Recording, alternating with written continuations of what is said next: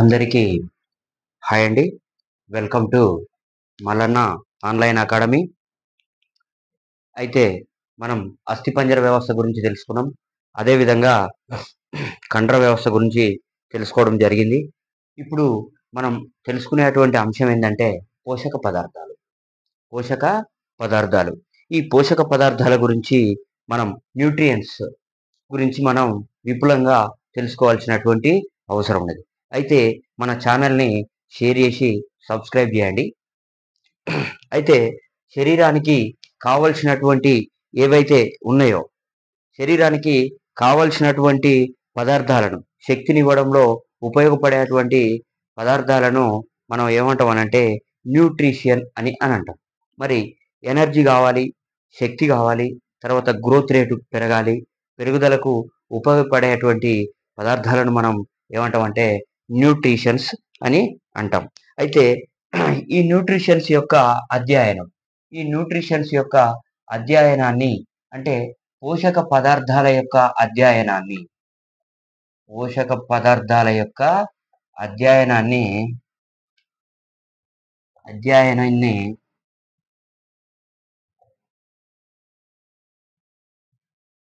ఏమంటామంటే ట్రోపాలజీ అని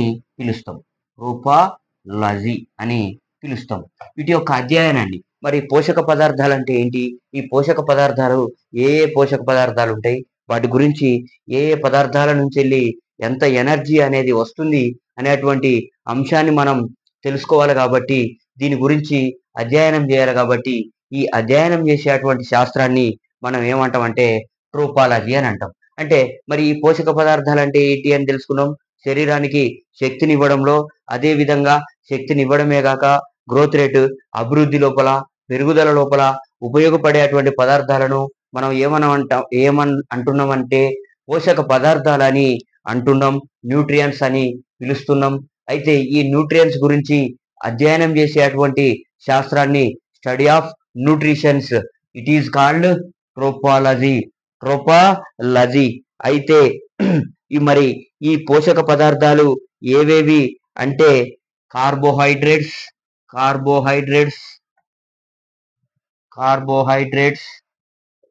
next proteins, next lipids నే మనం ఏమంటాం? ఫ్యాట్స్ అని కూడా పిలుస్తాం. ఈ పదార్థాలను నెక్స్ట్ ఇంకా ఏంటంటే విటమిన్స్,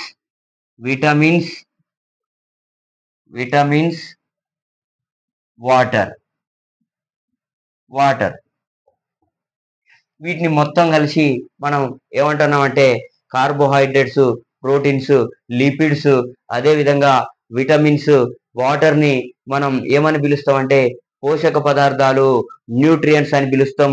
వీటి గురించి అధ్యయనం చేసేటువంటి శాస్త్రాన్ని ట్రోపాలజీ అని పిలుస్తాం. ఈ ట్రోపాలజీ మరి వీటినే మళ్ళీ మనం ఇంకొక పేరుతో పిలవచ్చు.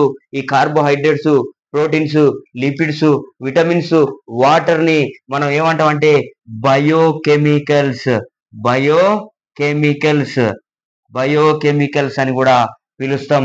Okay, it is called biochemicals. Okay, right. జీవ రసాయనాలు అని కూడా పిలుస్తాం అన్నమాట. పోషక పదార్థాలు ఎందులోపల ఉపయోగపడతాయి? శక్తినివ్వడంలో ఉపయోగపడతాయి, పెరుగుదల లోపల ఉపయోగపడతాయి, బరువు పెరగడంలో ఉపయోగపడతాయి. ఇటువంటి వాటిని మనం న్యూట్రియంట్స్ అని పిలుస్తాం. న్యూట్రియంట్స్ గురించి స్టడీ చేసేటువంటి దానిని, అధ్యయనం చేసేటువంటి శాస్త్రాన్ని ట్రోపాలజీ అని పిలుస్తాం. ఈ న్యూట్రియంట్స్ లోపల ఉండేటువంటి ఏ సబ్స్టాన్సెస్ అంటే carbohydrates, proteins, lipids, vitamins, water, వీటినే మళ్ళీ తిరిగి ఇంకొక పేరుతో పిలవచ్చు. ఏంటి అంటే జీవ రసాయనాలని పిలవచ్చు. జీవ రసాయనాలని పిలవచ్చు. వీటినే బయోకెమికల్స్ అని కూడా పిలవడం జరుగుతుంది. Okay, right. అయితే ఈ పదార్థాల లోపల మరి ఏవేవి ఉంటాయంటే సంతులిత ఆహారం, పోషకాహారాల గురించి 2 రకాల ఆహార పదార్థాలు ఉంటాయని మనం చదువుకోవాల్సినటువంటి అవసరం ఉన్నది. అయితే సంపూర్ణ ఆహారం అంటే లేదా సమీకృత ఆహారం అంటే ఏంటంటే కంప్లీట్ డైట్ అని కూడా పిలవడం జరుగుతుంది. ఈ కంప్లీట్ డైట్ లోపల ఉండేటువంటి పదార్థాలు ఏంటి, సంతులిత ఆహారం లోపల ఉండేటువంటి పదార్థాలు ఏంటి అని అంటే కార్బోహైడ్రేట్స్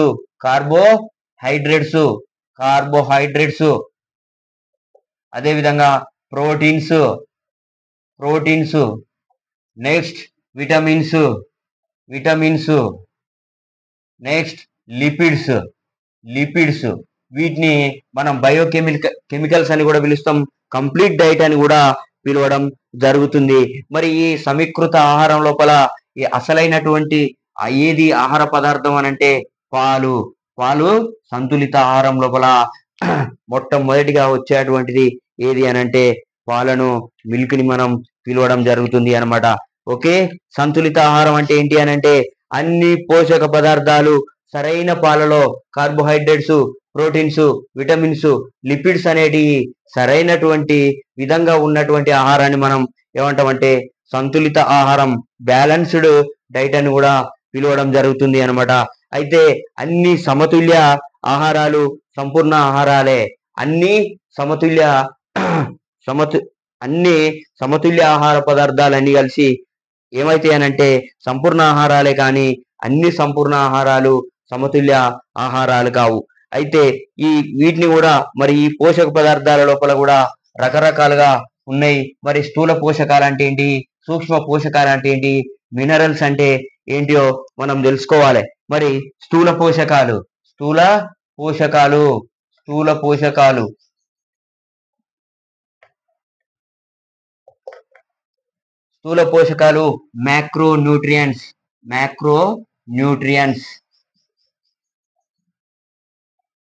మ్యాక్రోన్యూట్రియంట్స్.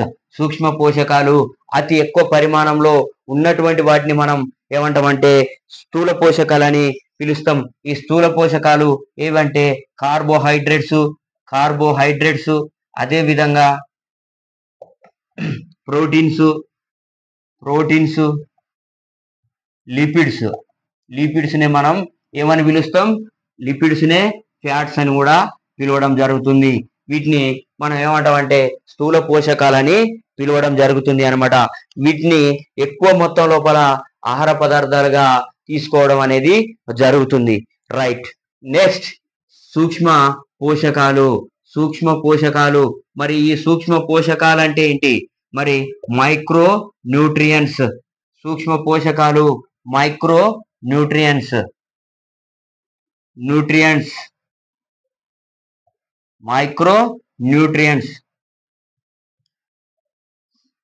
అతి తక్కువ మోతాదులో అవసరమయ్యేటువంటి పదార్థాలని మనం తీసుకునేటువంటి ఆహారంలో అతి తక్కువ మోతాదులో ఏ పదార్థాలు అయితే అవసరం ఉంటాయో వాటిని మైక్రో న్యూట్రియంట్స్ అని కూడా పిలవడం జరుగుతుంది. ఈ మైక్రో న్యూట్రియంట్స్ లోపల ఉండేటి ఏంటి అంటే విటమిన్స్ అనేటి చాలా తక్కువ మోతాదు లోపల అవసరం ఉంటాయి. నెక్స్ట్ మినరల్స్ అనేటి తక్కువ మొత్తంలో అవసరం ఉంటాయి. నెక్స్ట్ ఇంకా ఏంటి అంటే ఈ తక్కువ పరిమాణం లోపల తీసుకునేటువంటి పదార్థాలను మైక్రో న్యూట్రియంట్స్ అని, ఎక్కువ పరిమాణం లోపల తీసుకునేటువంటి పదార్థాలను మైక్రో న్యూట్రియంట్స్ అని పిలవడం జరుగుతుంది. మరి మైక్రో న్యూట్రియంట్స్ కి కార్బోహైడ్రేట్స్, ప్రోటీన్స్, లిపిడ్స్ అనేటి ఎగ్జాంపుల్స్ అయితే మైక్రో న్యూట్రియంట్స్ కి విటమిన్స్, మినరల్స్ అనేటివి ఎగ్జాంపుల్స్ గా మనం చెప్పుకోవచ్చు అన్నమాట. అయితే మనం ఇప్పుడు పోషకాల గురించి చర్చించేటువంటి శాస్త్రాన్ని, అధ్యయనం చేసే శాస్త్రాన్ని ట్రోపాలజీ అని పిలవడం జరుగుతుందని తెలుసుకోవడం జరిగింది. అయితే ఒక్కొక్క పదార్థం లోపల 1 గ్రామ్ ఆహార పదార్థాలు తీసుకున్నట్లయితే ఎంత శక్తి రిలీజ్ అవుతుంది అనేది మనం పూర్తిగా తెలుసుకోవాల్సినటువంటి అవసరం ఉన్నది. కార్బోహైడ్రేట్స్ మనం తీసుకున్నట్లయితే 1 గ్రామ్ కార్బోహైడ్రేట్స్ లోపల ఎంత ఉంటది శక్తి, ఎనర్జీ ఎంత ఉంటది అని అంటే ఒక గ్రామ్ కార్బోహైడ్రేట్ తీసుకున్నప్పుడు 4 కిలో క్యాలరీస్ శక్తి అనేది రిలీజ్ కావడం జరుగుతుంది అనమాట. ఓకే, ప్రోటీన్స్ మనం తీసుకున్నట్లయితే ఒక ఒక గ్రామ్ ప్రోటీన్స్ తీసుకున్నట్లయితే ఎంత శక్తి రిలీజ్ అవుతుంది అంటే 4 కిలో క్యాలరీస్ లేదా 3.9 కిలో క్యాలరీస్ శక్తి అనేది విడుదల కావడం జరుగుతుంది. నెక్స్ట్ ఇంకా ఫ్యాట్స్, కొవ్వులు, లిపిడ్స్ ను మనం తీసుకున్నట్లయితే ఒక గ్రామ్ లిపిడ్స్ తీసుకున్నట్లయితే ఎంత శక్తి రిలీజ్ అవుతుంది అంటే 9.0 ఎనర్జీ అనేది కిలో క్యాలరీస్ ఎనర్జీ అనేది రిలీజ్ అవుతుంది అనమాట. నెక్స్ట్ ఇంకా ఆల్కహాల్ తీసుకున్నట్లయితే ఎంత శక్తి రిలీజ్ అవుతుంది అంటే 7 కిలో క్యాలరీస్ శక్తి అనేది రిలీజ్ కావడం జరుగుతుంది. అంటే ఒక గ్రామ్ కార్బోహైడ్రేట్ తీసుకున్నప్పుడు ఎంత శక్తి రిలీజ్ అవుతుంది అంటే 4 కిలో క్యాలరీస్. ఒక గ్రామ్ ప్రోటీన్స్ తీసుకున్నప్పుడు 4 కిలో క్యాలరీస్ లేదా 3.9 కిలో క్యాలరీస్. లిపిడ్స్ తీసుకున్నప్పుడు ఎంత ఉంటది అని అంటే 9.0 క్యాలరీస్. తర్వాత ఆల్కహాల్ తీసుకున్నట్లయితే 7 కిలో క్యాలరీస్ ఎనర్జీ అనేది ప్రొడ్యూస్ అవుతుంది. Okay, right. వివిధ పదార్థాల లోపల ఎంత శక్తి అనేది విడుదల అవుతుంది అనే విషయం కూడా మనం తెలుసుకోవడం జరిగింది. నెక్స్ట్ మనం తెలుసుకునేటువంటి అంశం ఏంటంటే పాలు వీటిని మిల్క్. మరి మిల్క్ గురించి మనం ప్రస్ఫుటంగా ఒక 4 అంశాలను మనం తెలుసుకోవాల్సినటువంటి అవసరం ఉన్నదన్నమాట. ఇది పాలు అనేది చిక్కగా ద్రవ రూపం లోపల ఉండేటువంటి సబ్స్టాన్సెస్ అన్నమాట, పదార్థాలు. దీని లోపల మరి చిక్కగా ఉంటాయి కాబట్టి వీటిని మనం ఏమని పిలుస్తాం అంటే ఎమల్షన్ అని పిలుస్తాం. ఎమల్షన్ అని పిలవడం జరుగుతుంది అన్నమాట. పాలు చిక్కగా కొవ్వులను కలిగి ఉంటాయి కాబట్టి ఉండేటువంటి ద్రవ పదార్థం కాబట్టి వీటిని మనం ఏమని పిలుస్తాం అంటే వీటిని మనం ఎమల్షన్ అని పిలవడం జరుగుతుంది. అయితే ఈ పాలను ఒక ఆడ జీవి అనేది అంటే ఆడ క్షీరదం అనేది ఒక మరో జీవికి జన్మనిచ్చినప్పుడు ఏం చేస్తుంది అని అంటే శిశువుకు జన్మించిన తర్వాత మొదటి 3 రోజులు ఇచ్చేటువంటి పాలను అంటే క్షీరదాలు ఏం చేస్తాయనంటే ఇవి శిశువులకు జన్మనిస్తాయి అన్నమాట. అయితే జన్మనిచ్చిన తర్వాత మొదటి 3 రోజులు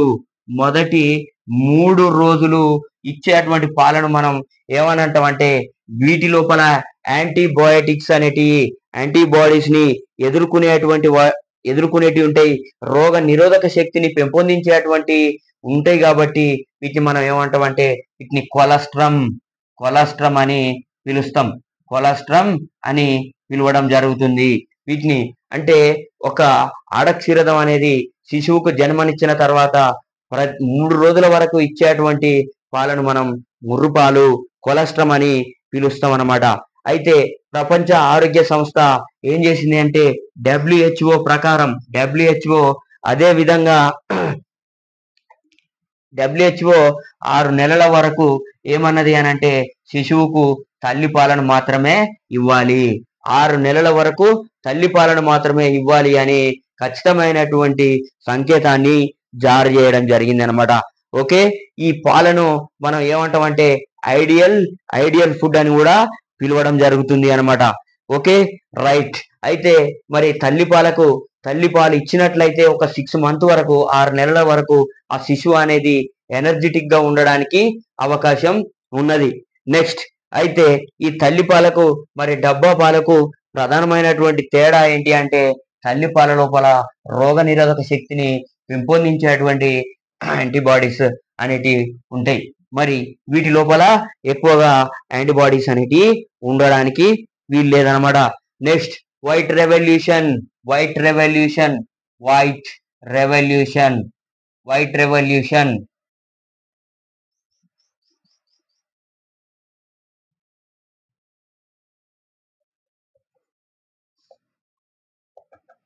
శ్వేత విప్లవం అని పిలవడం జరుగుతుంది. మరి పాలను ఉత్పత్తి చేయడాన్ని పాల పదార్థాలను ఎక్కువ మొత్తంలో ఉత్పత్తి చేయడానికి మనం ఏమంటామంటే వైట్ రెవల్యూషన్ అని పిలవడం జరుగుతుంది. Okay, right. పాలు మరియు పాల ఉత్పత్తులను అధిక మొత్తంలో అభివృద్ధి చేయడాన్ని, ఎక్కువ ఉత్పత్తి చేయడాన్ని ఏమంటామనంటే దీనిని మనం శ్వేత విప్లవం అని కూడా పిలుస్తాం. మరి ఈ శ్వేత విప్లవాన్ని ఏం చేశారంటే ఆపరేషన్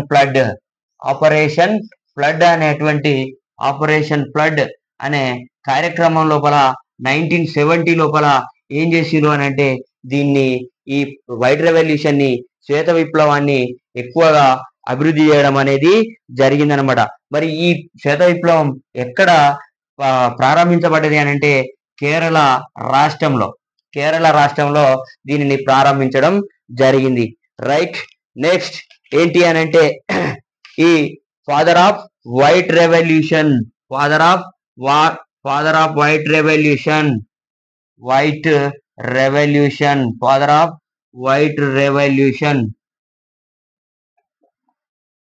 ఎవరిని పిలుస్తారంటే వర్గీస్ కురియన్ ని మిల్క్ మ్యాన్ ఆఫ్ ఇండియా అని కూడా పిలుస్తాం అనమాట. మిల్క్ మ్యాన్ ఆఫ్ ఇండియా అని పిలవడం జరుగుతుంది అనమాట. Okay, father off white revolution, milk man of India అని పిలిచిన ఎవరిని పిలుస్తాం అని అంటే మనం ఈ వర్గీస్ కురియన్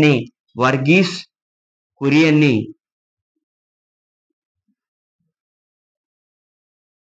పిలవడం జరుగుతుంది. వర్గీస్ కురియన్ ని ఏమంటాం? ఫాదర్ ఆఫ్ వైట్ రెవల్యూషన్ అని అంటాం. మిల్క్ మ్యాన్ ఆఫ్ ఇండియా అని కూడా పిలుస్తాం. ఈయన ఏం చేసిందంటే ఈ వర్గీస్ కురియన్ గుజరాత్ రాష్ట్రంలో ఆనంద్ అనేటువంటి ప్రాంతం లోపల ఏం చేసిందంటే ఆనంద్ అనేటువంటి పట్టణం లోపల ఎన్డిడిబిని నేషనల్ డైరీ డెవలప్మెంట్ బోర్డు అనేటువంటి దాన్ని ప్రవేశపెట్టి ఏం చేసిందంటే అమూల్ మిల్క్ అనేటువంటి ఫ్యాక్టరీని ఎన్డిడిబిని అభివృద్ధి ప్రవేశపెట్టి ఏం చేసిందంటే అమూల్ మిల్క్ ని అనేటువంటి అమూల్ మిల్క్ అనే ఫ్యాక్టరీని ప్రారంభించడం జరిగింది అన్నమాట. నేషనల్ డైరీ డెవలప్మెంట్ బోర్డును ఏర్పాటు చేయడం జరిగింది. ఎక్కడ సార్ అని అంటే గుజరాత్ రాష్ట్రంలోని ఆనంద్ అనేటువంటి పట్టణంలో. నెక్స్ట్ తర్వాత కౌ ఫీవర్ అంటే ఏంటి సార్ అని అంటే పశువుల లోపల కాల్షియం లోపించడం వలన ఏమైతుంది అని అంటే పాల ఉత్పత్తి అనేది తగ్గుతుంది అనమాట. పశువుల లోపల కాల్షియం లోపించడం వలన వచ్చేటువంటి వ్యాధిని మనం ఏమంటాం అంటే కౌ ఫీవర్ అని అంటాం. మరి ఈ కౌ ఫీవర్ రావడం వల్ల పశువుల లోపల ఏం జరుగుతుంది అని అంటే పాల ఉత్పత్తి అనేది తగ్గిపోవడం జరుగుతుంది అనమాట. ఓకే, అయితే తర్వాత ఈ వేసవి కాలంలో పాలను ఎక్కువగా తీసుకున్నట్లయితే ఎనర్జీ ఎక్కువగా ఉండదు. కానీ వర్షాకాలం, శీతాకాలం లోపల పాలను తీసుకున్నట్లయితే ఏమవుతుంది అని అంటే ఎక్కువగా ఎనర్జీ రావడం అనేది జరుగుతుంది. Okay, right. ఇప్పుడు మనం తెలుసుకున్నటువంటి అంశాలు ఏంటి అని అంటే మనం న్యూట్రియంట్స్ అంటే ఏంటో తెలుసుకున్నాం. న్యూట్రియంట్స్ గురించి అధ్యయనం చేసేటువంటి శాస్త్రాన్ని తెలుసుకున్నాం. ఎన్డిడిబి అనేది తెలుసుకున్నాం. అమూల్ మిల్క్ ఏ విధంగా వచ్చిందో తెలుసుకున్నాం. కౌ ఫీవర్ అంటే ఏంటో తెలుసుకున్నాం. తర్వాత ఏ పదార్థాల లోపల ఎంత మొత్తంలో శక్తి అనేది విడుదలవుతుందో అనేటువంటి అంశాలను మనం తెలుసుకోవడం జరిగింది అన్నమాట. Okay, right.